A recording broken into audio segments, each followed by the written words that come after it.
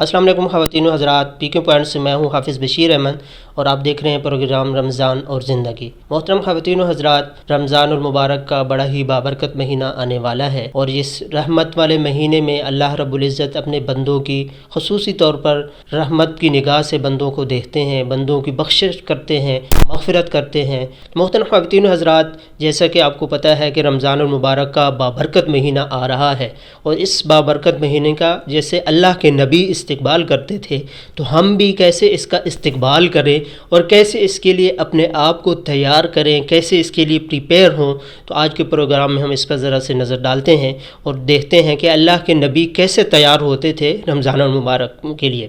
تو عائشہ رضی اللہ تعالیٰ عنہ فرماتی ہیں کہ اللہ کے نبی رمضان آنے سے پہلے جو مہینہ شعبان کا ہے اس میں کثرت سے روزہ رکھا کرتے تھے، اور اس کی وجہ یہ ہے کہ اللہ کے نبی اپنے آپ کو رمضان کے لیے تیار کرتے تھے، اپنے آپ کو عادت بناتے تھے، عادی بناتے تھے روزوں کا، تاکہ رمضان المبارک میں وہ اچھے سے اخلاص کے ساتھ وہ روزے رکھے جائیں اور اللہ کی رحمت کو حاصل کیا جائے۔ تو ناظرین کرام، ہم رمضان کیسے گزاریں، رمضان کے لیے کیسے تیاری کریں، تو اس کے لیے سب سے پہلے یہ ہے کہ ہم اپنے جو معمولات زندگی ہیں، سب سے پہلے کہ ہم جو ضروری کام ہیں ان کو رمضان المبارک سے پہلے ہی نمٹا لیں، اور رمضان المبارک میں خالصتاً اللہ کے لیے اپنے آپ کو وقف کر لیں، اور رمضان المبارک میں کثرت سے اللہ رب العزت سے استغفار کریں، گناہوں کو معافی مانگیں، اور اللہ رب العزت سے اپنے کے لیے بخشش مانگیں، اپنے رشتہ داروں کے لیے بخشش مانگیں۔ جیسے کہ اللہ کے نبی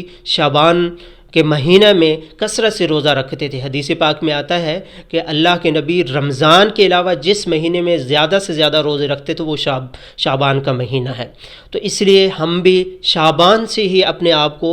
روزوں کے لیے تیار کریں، یعنی پریکٹس شروع کر دیں اور روزے رکھنا شروع کر دیں، تاکہ ہم رمضان المبارک میں اچھے طریقے سے اور اخلاص کے ساتھ روزے رکھ سکیں۔ اور نمازیں ہم سب پر 5 فرض ہیں، ہم سب پڑھتے ہی ہیں، لیکن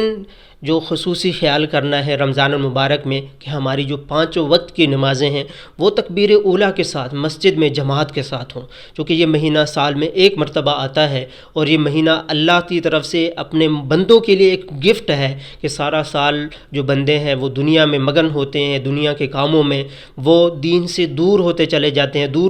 جاتے ہیں، تو یہ ایک مہینہ اللہ نے گفٹ دیا ہے کہ تاکہ ہم اللہ کے قریب ہوں، اللہ کی عبادات حاصل کر کے ہم اللہ کا قربت کو حاصل کریں۔ تو اس لیے نمازوں کی سب سے پہلے پابندی کرنی ہے کہ ہم تکبیر اولیٰ کے ساتھ باجماعت مسجد میں نماز پڑھیں، اور یہ اپنا معمول بنا لیں کہ ہم ہر نماز کے ساتھ 1 رکوع، 2 رکوع، 1 پاؤ یا آدھا پارہ اپنا معمول بنا لیں کہ ہر نماز کے ساتھ میں نے تلاوت کرنی ہے، کیونکہ تلاوت بھی اللہ کی خوشنودی حاصل کرنے کا ایک ذریعہ ہے۔ اور اس کے علاوہ جو سب سے بڑا کام ہم نے کرنا ہے، جیسے ہم رمضان المبارک میں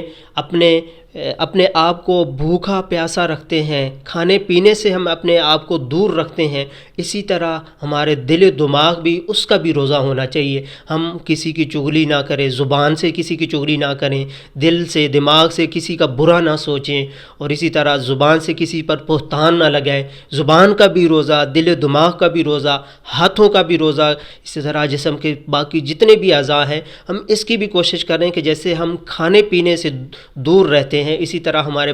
جسم کے باقی اعضاء وہ بھی گناہوں سے دور رہے، چاہے وہ چھوٹا گناہ ہے یا بڑا گناہ ہے۔ ہم اپنے آپ کو اس کے لیے تیار کریں کہ ہم رمضان المبارک میں کسی قسم کا بھی، چاہے وہ چھوٹا گناہ ہے یا بڑا گناہ ہے، ہم اس کو نہیں کریں گے۔ خواتین و حضرات، یہ رمضان المبارک ہمارا تب قیمتی بن سکتا ہے کہ جب ہم خود اس کے لیے پرعزم ہوں، اور اس عزم کے ساتھ ہم رمضان المبارک کو خوش آمدید کہیں، اللہ رب العزت سے اپنے گناہوں کی بخشش کروائیں گے، اور اللہ کے ہاں ایک مقرب بندہ جیسے اللہ کا ہوتا ہے ہم ویسے بن کر اللہ کو دکھائیں گے۔ اور حدیث پاک میں آتا ہے کہ بڑا بدبخت ہے وہ شخص کہ جو رمضان المبارک کا مہینہ پائے اور اپنی بخشش نہ کروا سکے۔ تو ہم اللہ کے ہاں اس خوش نصیب بندوں میں بن جائیں کہ جو اپنے اس رمضان کو پانے کے بعد اپنی بخشش اور اللہ کے مقرب بندوں میں شامل ہو جائیں۔ آج کے پروگرام کے لیے اتنا ہی کافی ہے، ملتے ہیں اگلے پروگرام میں۔